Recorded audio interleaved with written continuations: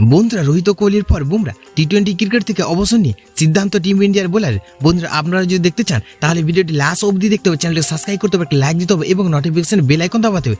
বন্ধুরা, বিশ্বকাপ জয় পেয়ে মাইক হাতে নিয়ে বিরাট কোহলি ও জানিয়ে দিয়েছিলেন যে তিনি আর টি-20 বিশ্বকাপ খেলবে না। তবে শুধু বিশ্বকাপ কেন, তিনি যে আর ক্রিকেটের এই ছোট ফর্মেট ভারতীয় জার্সি পরে মাঠে নামছেন না তা স্পষ্ট হয়ে গিয়েছিল।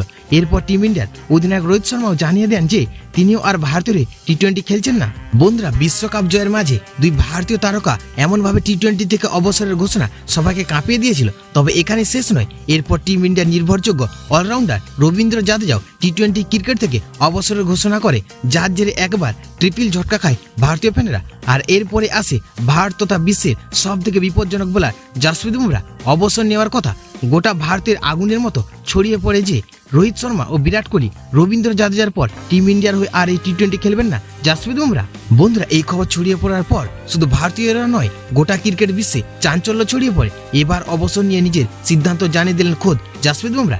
বন্ধুরা, জাসপ্রীত বুমরা নিজের অবসর নিয়ে বললেন, এখনো সন্ন্যাস নেওয়ার অনেক দেরি আছে, আমার তো সবে শুরু, এখন এসব নিয়ে ভাবছি না। বুমরা এই মন্তব্যের পর অবশেষে তার অবসরের জল্পনা ইঙ্গিত ঘটিয়েছে এবং ভারতীয় ক্রিকেটের ভক্তদের বুক থেকে বড় পাথর নেমেছে।